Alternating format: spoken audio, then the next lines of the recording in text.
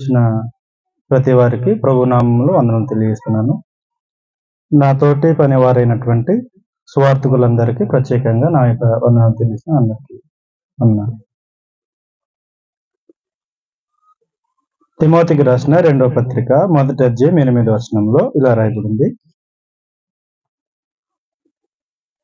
తిమోతికి రాసిన 2వ పత్రిక 1వ అధ్యాయం 8వ వచనము. కాబట్టి నీవు మన ప్రభు విషయమైన సాక్ష్యమును గూర్చినను ఆయన ఖైదీనైన నన్ను గూర్చినను సిగ్గుపడక దేవుని శక్తిని బట్టి సువార్త నిమిత్తమైన శ్రమానుభవములో పాలివాడవై యుండుము అన్నాడు. కాబట్టి సువార్తికుడు సువార్త విషయమై శ్రమ అనుభవించాలి అన్న సంగతి మనం గుర్తించాలి. మొట్టమొదటిగా సువార్తికులు సహోదరులు చాలా సంగతులు మాట్లాడారు. దేవుని తరపున ప్రజలకు సందేశమును ప్రకటించేవారు. సువార్తికులు తమ యొక్క సొంత నిర్ణయాలు లేకపోతే సొంత ఉద్దేశాలు ప్రకటించరు. దేవుని యొక్క సందేశము ఉన్నది ఉన్నట్టుగా ప్రకటించేవారు. ఒకసారి అపోస్తుల గురించి ఇలా రాయబడి ఉంది. తెస్సలోనికీయులకు రాసిన 1వ పత్రిక 1వ అధ్యాయంలో ఆనాడు అపోస్తులు ఎలా ప్రకటించారో అలాగూ నేడు ప్రభు సంఘంలో ఉన్నది ఉన్నట్టుగా ప్రకటించేవారు ఉన్నారు. తెస్సలోనికీయులకు రాసిన 1వ పత్రిక 2వ అధ్యాయం 4వ వచనంలో సువార్తను మాకు అప్పగించుటకు యోగ్యులమని దేవుని వలన ఎంచబడిన వారమై మనుషులను సంతోషపెట్టు వారము కాక మన హృదయములను పరీక్షించు దేవునే సంతోషపెట్టు వారమై బోధించుతున్నాము అన్నాడు. ఎఫెసీయులకు రాసిన పత్రికలో 4వ అధ్యాయము 20వ వచనం ఇలా రాయబడింది. ఎఫెసు పత్రిక 4వ అధ్యాయం 20వ వచనంలో అయితే మీరు యేసును గూర్చి విని ఆయన యందలి సత్యము ఉన్నది ఉన్నట్టుగానే అన్నాడు. సత్యము ఉన్నది ఉన్నట్టుగానే వినాలి అని అంటే ఉన్నది ఉన్నట్టుగా ప్రకటించేవారు కావాలి. ఉన్నది ఉన్నట్టుగా ప్రకటించేవారు ఎవరు అనంటే మనుషులను సంతోషపెట్టే బోధలు చేసేవారు కాదు. తర్వాత నేను కాబట్టి ఇంత గొప్ప సంగతులు చెప్తున్నానని డబ్బాలు కొట్టుకునేవారు కాదు. సందేశంను ప్రకటించే వారి యొక్క సందేశం ఉన్నది ఉన్నట్టుగా ప్రకటించే వారి యొక్క ఆలోచన ఎలాగుంటదంటే కొరింథీయులకు రాసిన 2వ పత్రిక 2వ అధ్యాయము 17వ వచనములో ఇలా రాయబడింది. కావున ఇట్టి సంగతులకు చాలిన వాడెవడు? మేము దేవుని వాక్యమును కలిపి చెరిపెడు అనేకుల వలె ఉండక నిష్కాపట్యము గల వారమును దేవుని వలన నియమింపబడిన వారమునై ఉండి క్రీస్తు నందు దేవుని ఎదుట బోధిస్తున్నాము అన్నాడు. అందువలన సువార్తికులు క్రీస్తునందు దేవుని ఎదుటను బోధించేవారు సత్యము ఉన్నది ఉన్నట్టుగా బోధించేవారు. అయితే ఒక సంగతి గుర్తించాలి. సంఘము ఒక సంగతిని పరిశీలించాలి. అదేమిటి అనంటే సత్యం ఉన్నది ఉన్నట్టుగా ప్రకటిస్తున్నారా అన్న సంగతిని పరిశీలించాలి. ఒకవేళ తమ సొంత బోధన ఏమైనా బోధిస్తున్నారా అన్న సంగతిని కూడా పరిశీలించాలి. ఒకవేళ మనము అలా పరిశీలించకపోతే తిమోతికి పౌలు గారు అన్నట్టు మొదటిగా నిన్ను గూర్చి అన్నాడు. ఆ తర్వాత నీ బోధన గూర్చి జాగ్రత్తగా చూసుకో. ఆ తర్వాత నీ బోధన వినేవారిని నువ్వు రక్షించుకుంటావు అన్నాడు. అందువలన ఒకవేళ అబద్ధమును ప్రకటించేవారు ఉన్నప్పుడు వారి చేత ఏ సంగతులైతే మనం వింటున్నామో ఆ సంగతులు మనం వింటే వారితో పాటు మనం కూడా మోసపోతాం. అందువలన వినేవారు ఏం వింటున్నామో జాగ్రత్తగా చూసుకోవాలి. మార్కు సువార్త 4వ అధ్యాయం 24వ వచనంలో ప్రభు ఇలాగూ మాట్లాడారు. మార్కు సువార్త 4వ అధ్యాయం 24వ వచనం.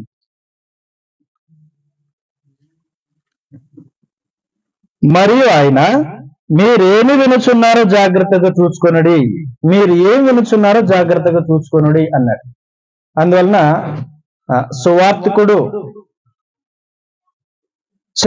ముందుకొచ్చి సందేశం ప్రకటిస్తున్న ప్రతి వారు సత్యం ఉన్నది ఉన్నట్టుగా ప్రకటించేవారేనా అనే సంగతిని ఫస్ట్ గుర్తించాలి. సత్యం ఉన్నది ఉన్నట్టుగా ప్రకటించేవారు ప్రభునందు దేవుని ఎదుటను బోధించేవారు. అందువలన ఈ సంగతులు మనసులో ఉంచుకొని మనం కొన్ని సంగతులు ఆలోచన చేద్దాం. సువార్తికులు క్రీస్తు యేసునందు బాప్తిసం పొంది దేవుని వలన లేకపోతే దేవుని సందేశం చేత వారు పట్టబడి అనేకుల కొరకు సందేశమును లేకపోతే అనేకుల దరికి సందేశమును తీసుకెళ్లేవారు. అలాగూ మన దాకా సందేశం వస్తే మనము ప్రభునందు చేర్చబడ్డాం. నేడు మీ మధ్యన సువార్తికులుగా మేము పనిచేస్తూ ఉన్నాం.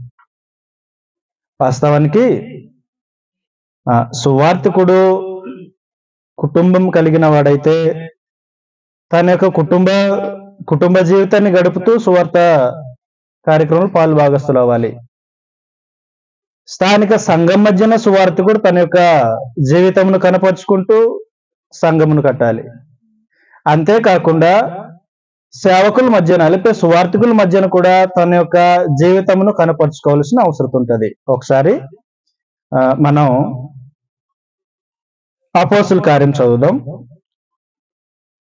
అపోస్తుల కార్యములో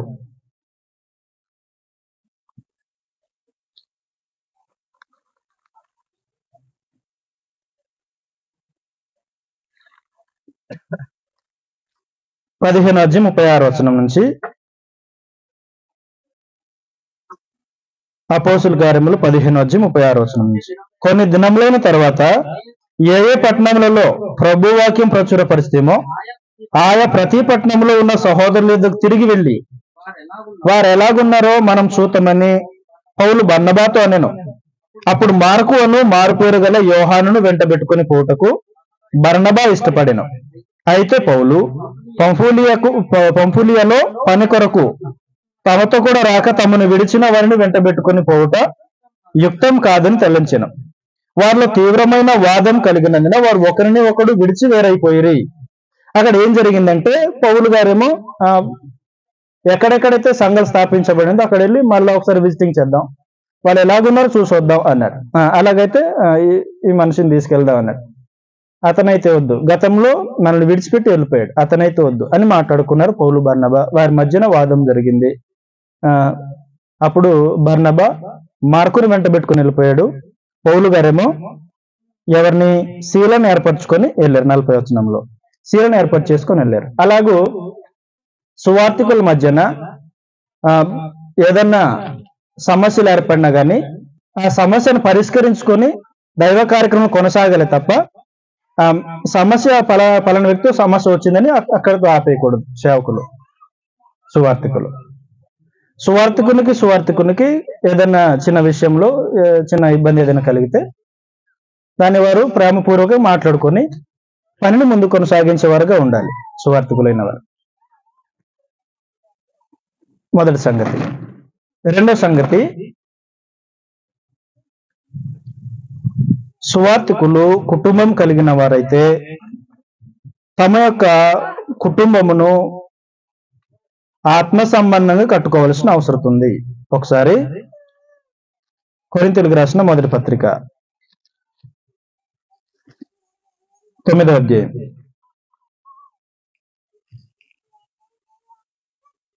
5వ వచనం ఇలా రాయబడింది. తక్కిన అపోస్తుల వలెను ప్రభు యొక్క సహోదరుల వలెను కేఫా వలెను విశ్వాసురాలైన భార్యను వెంట పెట్టుకుని తిరుగుటకు, కాబట్టి విశ్వాసురాలైన భార్యను వెంట పెట్టుకుని తిరుగుటకు మాకు అధికారం లేదా అన్నాడు. అంటే సువార్తను ప్రకటించే వాని యొక్క కుటుంబం కూడా చాలా ప్రాముఖ్యం. తన యొక్క భార్య విశ్వాసురాలై ఉండాలి. ఆ కుటుంబము విశ్వాస సంబంధమైన కుటుంబమై ఉండాలి. నిజానికి సువార్తికుని యొక్క జీవితము కుటుంబంలో ఆ కుటుంబంలో ఎవరెవరైతే ఉన్నారో పిల్లలుంటే పిల్లలు, భార్య సువార్తికునికి అన్ని విధాలుగా సహకరించకపోతే సువార్తికుడు ధైర్యంగా ముందుకెళ్ళి ఏ కార్యక్రమం కూడా పాల్పంపులు పొందలేడు. ఈ సంగతి సువార్తికుల యొక్క కుటుంబ సభ్యులు ఆలోచన చేయాలి. ఆది కాండంలో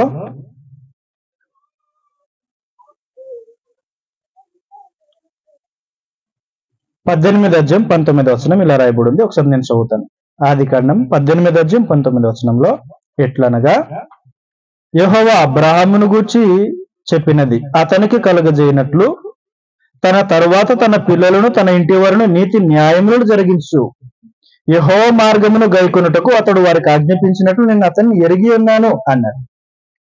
కాబట్టి సువార్తికుని యొక్క మైండ్ లో ఏముంటదంటే స్థానిక సంఘంలో వెళ్ళి బోధించడమే కాదు, ఫస్ట్ ఆఫ్ ఆల్ తన కుటుంబాన్ని ఆత్మ సంబంధం కట్టుకోవాలి అన్న ఆలోచన ఉంటుంది తీవ్రంగా. ఇలాంటి ఆలోచనలు ఉన్నప్పుడు తన కుటుంబం, అందులో ప్రాముఖ్యంగా భార్య తన యొక్క భర్త సువార్తికుడన్న సంగతి గుర్తించాలి. సువార్తికునితో నేను మాట్లాడుతున్నాను అన్న సంగతి ఫస్ట్ ఆఫ్ ఆల్ గుర్తించాలి సువార్తికుని భార్య. ఈ సంగతి గుర్తించకపోతే సువార్తికుని భార్య మిగతా వారితో ఎలా వ్యవహరిస్తారో తన భర్త కూడా ఒక సాధారణమైన వ్యక్తిగానే ఆమె పరిగణిస్తుంది. అందువల్ల భర్త ఏమంటాడంటే ఆత్మ సంబంధం ప్రతి కార్యక్రమంలో మనము ముందుండాలి అన్నాడు అనుకోండి, దానికి తగ్గట్టుగా సిద్ధపాటు కలగాలి. మనం ఇలాగే ఉండాలి అని మాట్లాడినప్పుడు దానికి సంపూర్ణంగా మద్దతును ఇవ్వాలి భార్య. ఆజ్ఞాపిస్తున్నాడు భర్త, సువార్తికుడు ఆజ్ఞాపిస్తున్నాడు. నిజానికి ఆదివారము ఆరాధన రోజున సువార్తికుడు అందరిని ఉద్దేశించి మాట్లాడతాడు. ఇంటికి వెళ్ళిన తర్వాత ఇంట్లో కూడా సువార్తికుడే కదా, ఆదివారమేనా కాదు, ఇంట్లో కూడా సువార్తికుడే.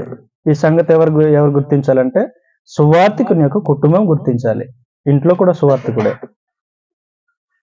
అప్పుడు ఎక్కువ సంగతులు సువార్తికుడి నుంచి భార్య నేర్చుకునే అవకాశాలు ఉన్నాయి కదా.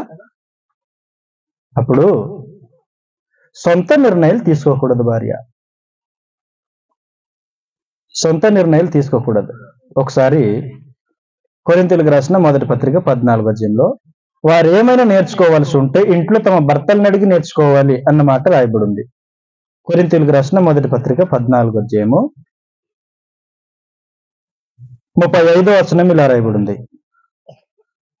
వారు ఏమైనా నేర్చుకున్న గోరిన యెడల ఇంట తమ భర్తలను అడగవలెను, సంఘములో స్త్రీ మాట్లాడటం అవమానం అన్నాడు.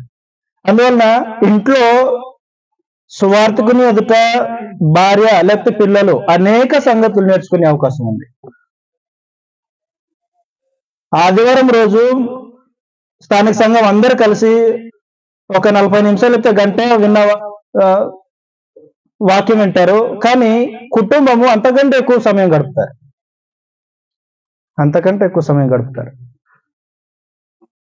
నేర్చుకోవాలి అన్న మనసు ఉన్నప్పుడు సువార్తికుని యొద్ద నుంచి అనేక సంగతులు నేర్చుకోవచ్చు, అడిగి నేర్చుకోవచ్చు. అందులో సువార్తికుని భార్యలకి వాక్యం రాలేదనుకోండి, వాక్యం రాలేదు అని అంటే మిగతా సంఘ సభ్యులందరికంటే సువార్తికుని భార్యలు కొంచెం ముందంజలో ఉండాలి. అలా లేదని అంటే కొంచెం ఆ భార్య సువార్తికును సహకరించే భార్య కాదు, సువార్తికు నుంచి నేర్చుకునే భార్య కాదు. ఎందుకంటే తన ఇంట్లోనే తన భర్త సువార్తికుడు, అనేక సంగతులు నేర్చుకోవచ్చు. కానీ అడగరు. ఏం అడుగుతారనంటే ఏం కొందాం, ఏం సంపాదిద్దాం, ఏం తిందాం, ఏం కట్టుకుందాం, ఇది అడుగుతారు కదా. ఆ సువార్తికుడిని తమ యొక్క సొంత అవసరతల నిమిత్తం అనేక విధాలుగా వాడుకునే భార్యలు కూడా ఉన్నారు. కుటుంబం యొక్క ప్రయోజనం కొరకు, కుటుంబ క్షేమం కొరకు అనేక పనులు చేయొచ్చు, తప్పులేదు. కానీ ప్రాముఖ్యమైన సంగతులు విడిచిపెట్టేస్తారు. ఆత్మ సంబంధంగా ఎదగాలన్న ఆలోచన వారి మదిలో లేకపోతే వారం మొత్తం భౌతిక సంబంధమైన తలంపులతో గడిపేస్తారు. అందువలన అలాంటి కుటుంబంలో సువార్థికుడు ఉన్నప్పుడు ఎన్నో శ్రమలు అనుభవించాలి. నిజానికి శ్రమలు అనంటే దెబ్బలు అనుభవించడం కాదు, సహోదరులు ఇంత జ్ఞాపకం చేసినట్టుగా మానసికంగా వేదనలు గురి అవ్వడం అనిపిస్తుంటది. ఇవన్నీ విడిచిపెట్టి ఒక సాధారణమైన జీవితం గడిపేస్తే బాగుంటదేమో అని, సువార్థకుని జీవితం విడిచిపెట్టి ఒక సాధారణమైన జీవితంలోనికి మారిపోదామేమో అని అనిపిస్తుంటది. ఇంట్లో సువార్థకుని భార్య ఆత్మ సంబంధమైన పరిస్థితుల్లో ఎదగకపోతే అలాంటి పరిస్థితులు ఎదురవుతుంటాయి. అందువలన ప్రాముఖ్యంగా కుటుంబంలో సువార్థకుడు శ్రమ అనుభవిస్తాడు. కుటుంబంలో శ్రమ అనుభవిస్తాడు. ఎలా శ్రమలు మొదలవుతాయంటే భార్య తీసుకునే సొంత నిర్ణయాల వల్ల. ఉదాహరణకి ఆదాము ఉన్నారు. ఆదాము తన భార్యకి ఏమన్నారంటే పలానా చెట్టు యొక్క పండును మనం తినకూడదు అన్నారు. మరింత జాగ్రత్తగా ఆయన ఏమన్నారంటే తినడం కాదు, ఆ చెట్టును ముట్టుకోకూడదు అని అన్నారు. ఇలా అపవాదం వచ్చారు, అబద్ధ బోధ చేశారు. ఈమె ఆ బోధ విని నిర్ణయం తీసుకుంది. నిర్ణయం తీసుకున్న తర్వాత తన భర్తను కూడా లోపరుచుకోవడం ప్రయత్నం చేసింది, లోబడిపోయాడు. అక్కడ ఏం జరిగిందంటే భార్య తన భర్తను భయపెట్టేసింది. భయపెడితే ఆదాము నిబంధన మీరిపోయాడు. ఆదికాండం 16వ అధ్యాయంలో అబ్రహాం భార్యైన సారా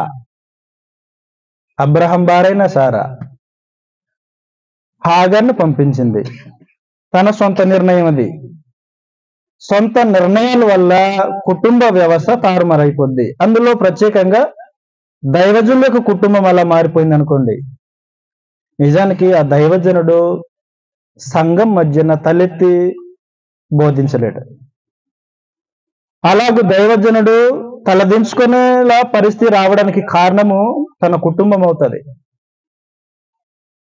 అందువలన కుటుంబాలు కలిగిన దైవజనులు ఎవరైతే ఉన్నారో తమ యొక్క కుటుంబాన్ని ఆత్మ సంబంధంగా కట్టుకోవాలని ఆలోచన చేస్తారు. ఇక్కడ మీరు అనుకోవచ్చేమో, ఇక్కడ ఎవరెవరైతే సువార్థికుల కుటుంబంలో ఉన్నాయో వారికే ఈ సంగతులు అని అనుకుంటున్నారేమో. భవిష్యత్తులో ప్రభు సంఘంలో ఉన్న సహోదరులు సువార్థికులుగా ఎదగాలి, పరిచారకులుగా ఎదగాలి, సంఘ పెద్దలుగా ఎదగాలి, ఉపదేశకులుగా ఎదగాలి, అందరికీ వర్తిస్తాయి. అందువలన ప్రతి ఒక్కరి సంగతులు ఆలోచన చేద్దాం. సువార్థికుడు ప్రయాసపడేది కేవలం తన ఒక కుటుంబం కొరకు మాత్రమే కాదు, అందరి క్షేమం కొరకు, అందరి ప్రయోజనం కొరకు సువార్థికుడు ప్రయాసపడతారు. అందులో ప్రత్యేకంగా తన కుటుంబము తనను బాగా సహకరించాలని కోరుకుంటారు. నిజానికి ఆదికాండము 2వ అధ్యాయంలో, మొదటి అధ్యాయంలో సృష్టి మొత్తం చేశారు. 2వ అధ్యాయంలో కొన్ని సంగతులు మాట్లాడి ఆదాము ఒంటరిగా ఉన్నారు, దేవుడు చూశారు. నరుడు ఒంటరిగా ఉండకూడదని ఆయన తలంచారు. అప్పుడు స్త్రీని సృజించారు. సృజించడానికి కారణమే ఒక ఉద్దేశం చేత సృజించారు. ఏ ఉద్దేశము? సాటి అయిన సహకారిగా అన్నారు. సాటి అయిన సహకారి. నిజానికి సహకారులు అన్నప్పుడు చాలా విషయాల్లో సహకారులుగా ఉంటారు స్త్రీలు. అందులో ఏ విషయంలో సహకారులుగా ఉండాలో ఆ విషయంలో సహకారులుగా ఉండలేదనుకోండి, ఆత్మ సంబంధంగా వెళ్ళే వ్యక్తికి చాలా ఇబ్బందులు ఎదురవుతాయి. ఒకసారి పేతురు రాసిన మొదటి పత్రిక 3వ అధ్యాయంలో, పేతురు రాసిన మొదటి పత్రిక 3వ అధ్యాయం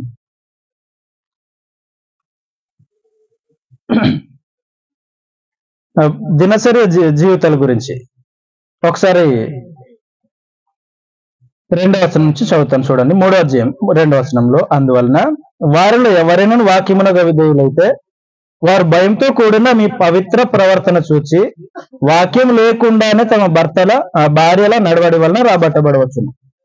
జడలు అల్లుకొనుటయు, బంగారు నగలు పెట్టుకొనుటయు, వస్త్రములు ధరించుకొనుటయు నను వెలుపటి అలంకారం మీకు అలంకారముగా నుండక అన్నాడు. అంటే ప్రత్యేకంగా అలంకారానికి సంబంధించి మాట్లాడాడు. అలంకరణ అని మాట్లాడినప్పుడు భౌతిక సంబంధమైన అలంకరణ మీరు దృష్టిలో పెట్టుకోవద్దు. సాధువైనట్టు మృదువైనట్టునైన గుణమును అక్షయాలంకారము గల మీ హృదయపు అంతరంగ స్వభావం మీకు అలంకారముగా ఉండవలెను, అది దేవుని దృష్టికి మిగుల విలువ గలది అన్నాడు. అందువలన దైవజనుల కుటుంబంలో అక్షయ అలంకారము గల స్త్రీ ఆ ఇంట్లో ఉంటే అద్భుతంగా ఆ కుటుంబం ఒక పరలోక సంబంధమైన వాతావరణంలో ఉంటుంది. పక్కన కుటుంబ సభ్యులు ప్రవర్తించినట్టుగా ప్రవర్తించదు ఆ కుటుంబం. దైవజనునికి ఆ ఇంట్లో శ్రమలు అనేవి సంభవించవు. నిజానికి ఎక్కువ సమస్యలు స్త్రీ మూలంగా సృష్టించబడుతుంటాయి. స్త్రీలని టార్గెట్ చేసి నేను ఈ మాటలు మాట్లాడట్లేదు. గ్రంథం ఈ సంగతి మాట్లాడింది. గ్రంథం ఆదం పండు తినడానికి కారణం స్త్రీ కదా.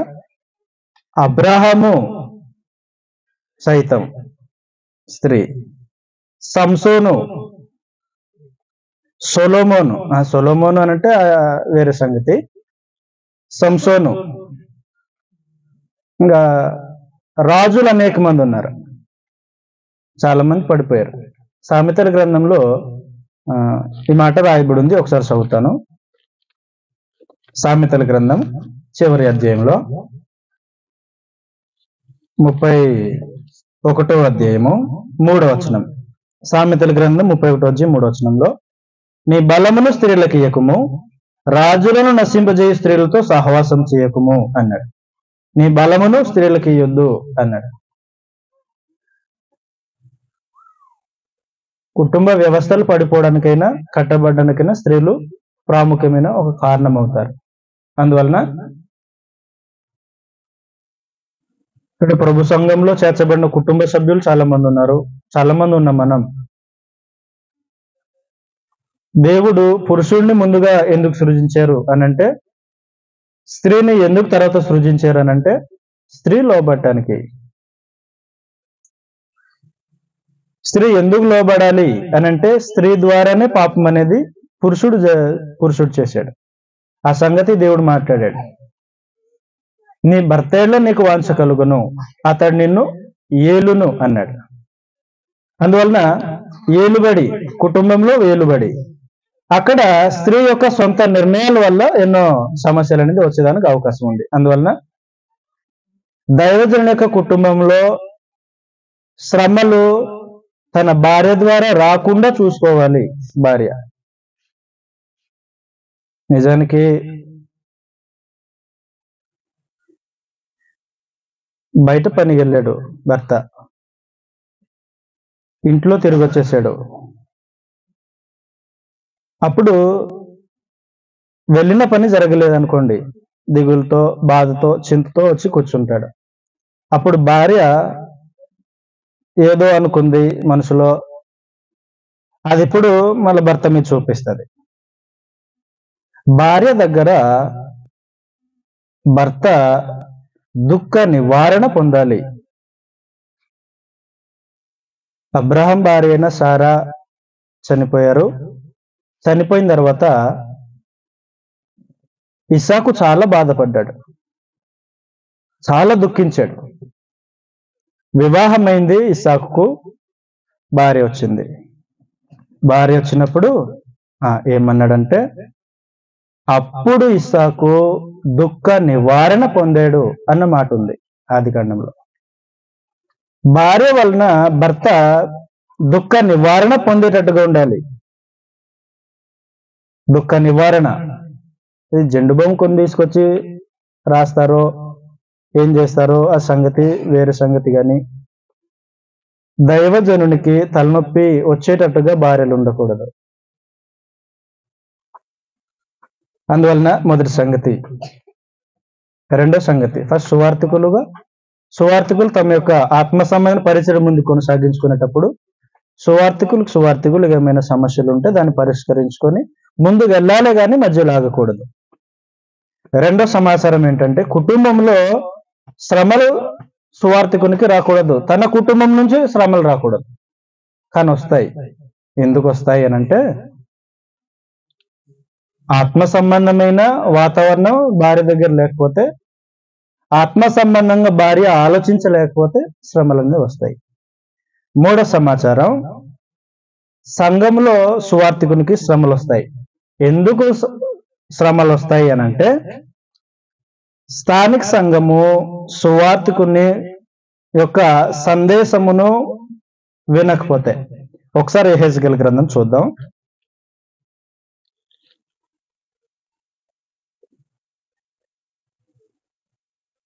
ఇక్కడ మనం అందరం ఎలాగో సమావేశమయ్యామో, ఆదివారం రోజు ప్రతి స్థానిక సంఘంలో సువార్థికుని ముందట ప్రతి స్థానిక సంఘం అలాగే సమావేశం అవుతారు. అయితే అక్కడ కూర్చున్న వాళ్ళందరూ వాక్యం వినేవాళ్ళు కాదు కదా, అందరు వాక్యం వినేవాళ్ళు కాదు, కొందరే. అందులో కొందరు దేని గురించో ఆలోచించడానికి వస్తారు, అది కూర్చోడానికి. మరి కొందరేమో నిద్రపోవడానికి వస్తారు, మరి కొందరేమో పక్కనున్న వాళ్ళతో మాట్లాడడానికి వస్తారు. వాక్యం వినేవాళ్ళు కొందరు ఉంటారు. ఇప్పుడు సువార్థికుడు దైవజనుడు సందేశం ప్రకటిస్తున్నారు. అలా ప్రకటిస్తున్నప్పుడు ఎవరైతే సందేశం వినకపోతే నేను అనుకుంటారు, ఎందుకు చెప్పాను, ఇంత శ్రమపడి ఇంతసేపు నిల్చొని అసలు ఎందుకు చెప్పాను అనిపిస్తుంది. అదే రోజు ప్రతి వారం ప్రతి నెల జరుగుతుంది అనుకోండి, ఒక 5 సంవత్సరాలు జరిగింది అనుకోండి, అలాగే సంతోషిస్తారా, దుఃఖపడతారు. ఒకసారి యెహెజ్కేలు గ్రంథం 2వ అధ్యాయంలో, యెహెజ్కేలు గ్రంథం 2వ అధ్యాయము 4వ వచనం నుంచి ఇలా రాయబడి ఉంది. వారు సిగ్గుమలిన వారును కఠిన హృదయులను ఉన్నారు, వారి యొద్దకు నేను నిన్ను పంపుచున్నాను. కాబట్టి సందేశము చెప్పడానికి వెళ్ళేటప్పుడు దైవజనుడు ఈ సంగతి గుర్తుపెట్టుకోవాలి. అందరు వాక్యం వినే వాళ్ళని అనుకోకూడదు, అలాగని అందరు వినని వారని కూడా ఆ దృష్టిలో కూడా ఉండకూడదు. కొందరు వింటారు, కొందరు ఎంత హెచ్చరించినా లోబడరు, మార్చుకోవడానికి ఇష్టపడని వాళ్ళు ఉంటారు, కఠిన హృదయులు వస్తారు కొందరు. చూడండి, వారు తిరుగుబాటు చేయవారు గనుక వారు వినినను వినకపోయినను తమ మధ్య ప్రవక్త ఉన్నాడని వారు తెలుసుకున్నట్లు ప్రభువు యెహోవాకు సెలవిచ్చి వారికి ప్రకటింపవలెను. నరపుత్రుడా, చూడండి, నరపుత్రుడా, నీవు బ్రహ్మదండి చెట్లలోను ముండ్ల తుప్పల్లోనూ తిరుగుతున్నావు. ఎవరు? ప్రజలే. ఏ ప్రజలు? దేవుని ప్రజలే. ఎలా ఉన్నారు? బ్రహ్మదండి చెట్లలోను ముండ్ల తుప్పల్లోనూ తిరుగుతున్నావు. ఏం చేస్తారు? సందేశం ఒకవేళ హృదయంలో గుచ్చుకుంది అనుకోండి, మార్చుకోవడానికి ఇష్టం లేని వాళ్ళు హాని చేయడానికి ప్రయత్నం చేస్తారు. లేకపోతే ఆ సందేశం చెప్పిన వారి మీద ఎన్నో చాడీలు చెప్తారు. అది జరుగుద్ది. సందేశము వినడానికి వచ్చిన వారిలో అనేక మంది ఇలాంటి లక్షణాలు కలిగి ఉంటుంటారు. సాధారణంగా స్వభావాలు మార్చుకోకుండా పాత స్వభావం చేత పట్టుకుని వస్తారు. ఒక సంగతి, ప్రాచీన స్వభావం వదులుకోకుండా సంఘముగా చేరొస్తే, సంఘముగా కూడుకున్న చోటుకు వస్తే ప్రాచీన స్వభావం వదులుకోకుండా వచ్చేసాం, నవీన స్వభావం ధరించుకోలేదు. ఆ స్వభావం, పాత స్వభావం పట్టుకొని వచ్చాం. నిజానికి పాత స్వభావం అపవాది సంబంధించింది. అపవాదికి సంబంధించిన స్వభావం పట్టుకొని వచ్చాం అంటే అపవాది మనతో వచ్చేసాడు. అపవాదికి సంబంధించిన వారు దేవుని సందేశం అయితే ఖచ్చితంగా వినరు. ఏం చేస్తారంటే హృదయాన్ని కఠినపరుచుకుంటారు, సందేశం వైపు తమ యొక్క చెవినియరు. అప్పుడు వీరేం చేస్తారంటే హాని చేయడానికి ప్రయత్నం చేస్తారు. అలాగే పాత నిబంధనలో అనేక మంది ప్రవక్తలు ప్రజల దగ్గరికి వెళ్ళి హెచ్చరిస్తే అనేక మందిని చెరలో వేశారు, చంపేశారు, చాలా మందిని రాజులు చంపేశారు, ప్రజలు కూడా హింసించారు, ఇర్మియాని హింసించారు. మనకు తెలిసినట్టుగా మోషే చాలా సంతోషంగా జీవించారా? 40 సంవత్సరాల ప్రయాణం సంతోషంగా జీవించారా? లేదు. ఏ మూలన వచ్చి ఏ మనిషి ఏం మాట్లాడతాడో తెలియదు, ఎక్కడి నుంచి ఎలాంటి సమస్యలు తెచ్చి పెడతాడో తెలియదు, ఎక్కడ ఏం జరుగుతుందో తెలియదు, ఎప్పుడు ఏ మనిషి ఎలా తిరగబడతాడో తెలియదు. అలాంటి జనాంగం మధ్యన మోస నివాసం ఉన్నారు. అబద్ధ బోధన అయితే ప్రకటించలేదు, ఉన్నది ఉన్నట్టుగా దేవుని యొద్ద నుంచి సందేశం ఉన్నది ఉన్నట్టుగా ప్రకటిస్తూ వచ్చారు. చివరికి అలాంటి ప్రజల వలన మోసే కూడా కానాను దేశంలో ప్రవేశించలేకపోయాడు. అందువలన కొన్ని సందర్భంలో స్థానిక సంఘము సందేశం వైపు తమ యొక్క జీవితాలు కట్టుకోకపోతే దానివల్ల దైవజనులు కొన్ని సందర్భంలో కోపమును వ్యక్తపరుస్తారు. స్థానిక సంఘం విషయంలో కొట్టడం కాదు, తమ యొక్క బాధను అలాగూ బయటకు వ్యక్తపరుస్తారు. అందువలన స్థానిక సంఘము సువార్థికుణ్ణి శ్రమ పెట్టకూడదు. నిజానికి సువార్థికుని యొక్క శ్రమలో పాలుభాగస్తులు అవ్వాలి. ఫిలిప్పి పత్రిక 4వ అధ్యాయంలో, ఫిలిప్పీలకు రాసిన పత్రిక 4వ అధ్యాయం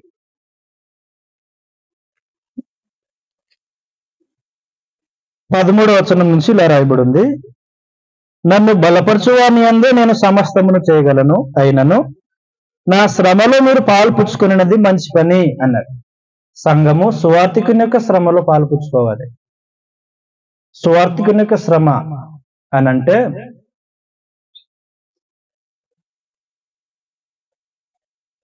ఒకవేళ యేసు ప్రభు అంటే ఇష్టం లేని మనుషులు ఉన్నారనుకోండి, ఇష్టం లేని మనుషులు ఫస్ట్ ఆఫ్ ఆల్ టార్గెట్ చేసేది ఎవరిని? యేసు ప్రభు అంటేనే నచ్చని వాళ్ళు, సువార్త అంటేనే నచ్చని వాళ్ళు ఉన్నారనుకోండి, అలాంటి వారికి వెళ్ళింది వర్తమానం, లేకపోతే సువార్త వెళ్ళింది, నచ్చలేదు వారికి. Target first ఎవరవుతారు? సువార్థికుడే అవుతాడు. సువార్థికుడు ఏం చేస్తాడు? తప్పించుకుంటారా? తప్పించుకో. నిజానికి సువార్థికుడు స్థానిక సంఘం ముందు నిలబడతాడు. నేనే ముందు, ఏమైనా అయితే ఫస్ట్ నేనే మాట్లాడతాను అంటారు.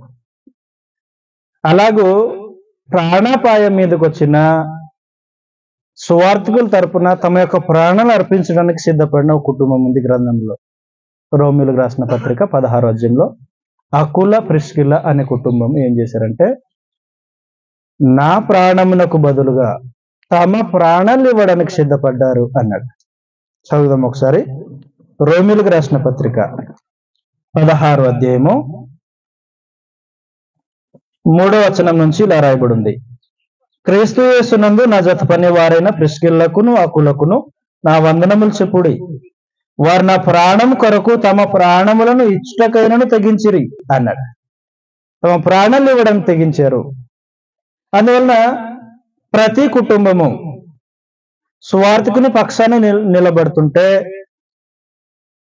ఆ సువార్థికుడు ఇంకా మంచి ప్రోత్సాహంతో పనిచేస్తాడు. అందువలన సందేశం వింటే జీవితాలు మార్చబడుతుంది. సువార్థికుని యొక్క శ్రమలో పాలు భాగస్తులు అయ్యే వారుగా స్థానిక సంఘాలు ఉండాలి. అది ఏ శ్రమైనా కావచ్చు. ఆకలి దప్పులతో సువార్థికులు శ్రమ అనుభవిస్తున్నారనుకోండి, ఏం చేయాలి? అందులో పాలు భాగస్తులు అవ్వాలి. పాలి భాగస్తులు అవ్వాలంటే వారు ఆకలితో ఉన్నారు కాబట్టి నేను కూడా తినని ఆకలితోనే ఉంటాను అనుకోవడం కాదు. ఆకలితో ఉన్న వారికి ఆహారం ఇవ్వాలి, అది పాలి భాగస్తులు అవ్వడం. వస్త్రం లేక ఇబ్బంది పడుతున్నారు అనుకోండి, దైవజనులు చాలా రోజులు ఉంటాయి, 2 సంవత్సరాల నుంచి 2 జతలతోనే ఉన్నారనుకోండి, ఆ స్థానిక సంఘం ఏం చేయాలి? జతలు బట్టలు కొనివ్వాలి. ప్రయాణంలో ఇబ్బంది పడుతున్నారనుకోండి దైవజనులు, స్థానిక సంఘం శ్రమలో పాలి భాగస్తులు అవ్వాలి. అలా ఉంటేనైనా సంతోషంగా ముందుకెళ్తారు.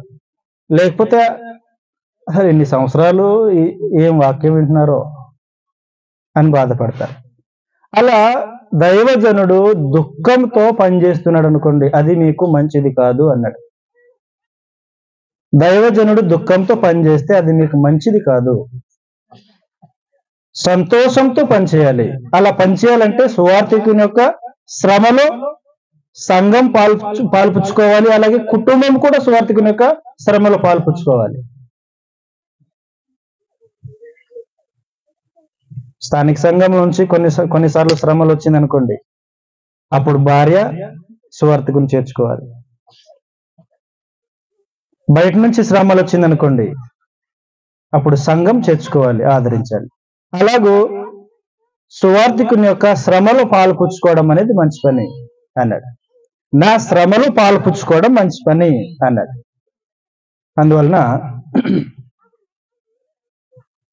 సువార్థికుని యొక్క శ్రమానుభవం, దైవజనుని యొక్క శ్రమానుభవం, సహోదరులు ప్రతి సంగతి విడమార్చి మాట్లాడారు. దైవజనుడు ఎవరు చెప్పారు? శ్రమ ఏ విషయంలో అనుభవించాలో చెప్పారు. ఆ శ్రమలు అనుభవించినప్పుడు ఆ అనుభవ జీవితం కొన్ని సంగతులు కూడా టచ్ చేశారు. ఆ అనుభవ జీవితము సువార్థికులు సంఘం మధ్యన కనపరుస్తుంటారు. అనుభవం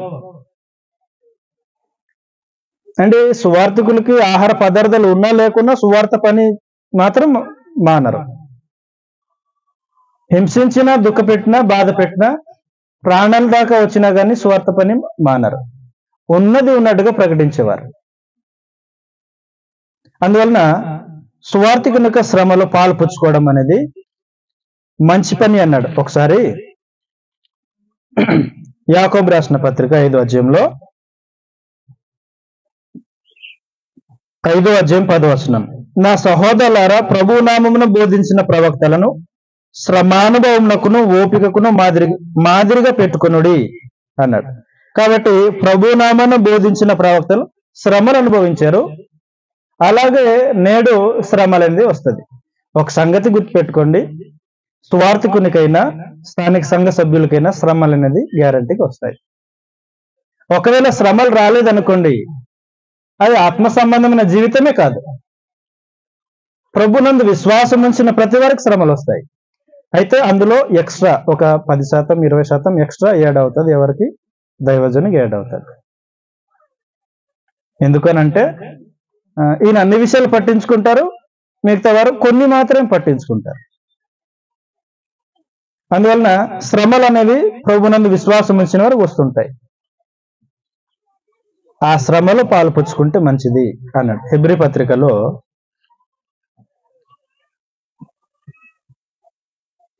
13వ అధ్యాయం 17వ వచనం ఒకసారి చూడండి. అందులో నాయకుల గురించి మాట్లాడుతున్నారు. ఈ సమయంలో మనం దైవజనులు స్థానిక సంఘంలో సువార్థికులు మాత్రమే ఉన్నారు కాబట్టి ఈ సంగతి మనకు కూడా సరిపోతుంది. 13వ అధ్యాయం 17వ వచనం ఒకసారి చూడండి. మీ పైన నాయకులుగా ఉన్నవారు లెక్క ఒప్ప చెప్పవలసిన వారి వలె మీ ఆత్మలను కాయుచున్నారు. వారు దుఃఖంతో ఆ పని చేసిన ఎడల మీకు నిష్ప్రయోజనం గనుక దుఃఖముతో కాక ఆనందముతో చేయునట్లు వారి మాట విని వారికి లోబడి ఉండుడి అన్నాడు. శ్రమ పడుతున్న దైవజని పక్షాన సంఘము చేరి, కుటుంబం చేరి శ్రమలో పాల్పుచ్చుకుంటే అది మంచి పని. అందువలన మనము శ్రమ అనుభవిస్తూ ప్రభువులో ఎదగాలి. నిజానికి పేతురు మొదటి పత్రిక 1వ అధ్యాయం 7వ వచనంలో ఒకసారి చదువుతున్న మాట నేను చదివి ముగించేస్తాను. పేతురు రాసిన మొదటి పత్రిక 1వ అధ్యాయం 7వ వచనం, నశించిపోవు సువర్ణము అగ్ని పరీక్ష వలన శుద్ధపరచబడుతున్నది కదా, దానికంటే అమూల్యమైన మీ విశ్వాసము ఈ శోధనల చేత పరీక్షకు నిలిచింది. కాబట్టి శ్రమలు సంభవించినప్పుడు శ్రమల వల్ల మనం విశ్వాసంలో మెరుగుపరచబడతాం. అందులో సువార్థికులు ఉండొచ్చు, స్థానిక సంఘ సభ్యులు ఉండొచ్చు, స్త్రీలు ఉండొచ్చు, పురుషులు ఉండొచ్చు. శ్రమల వల్ల విశ్వాసంలో అంతకంత ఎదిగేదానికి అవకాశం ఉంది. శ్రమలు నాకు వద్దు అనుకోవద్దు, శ్రమలు కావాలని ఎదురు చూడాలి. అందువలన మనము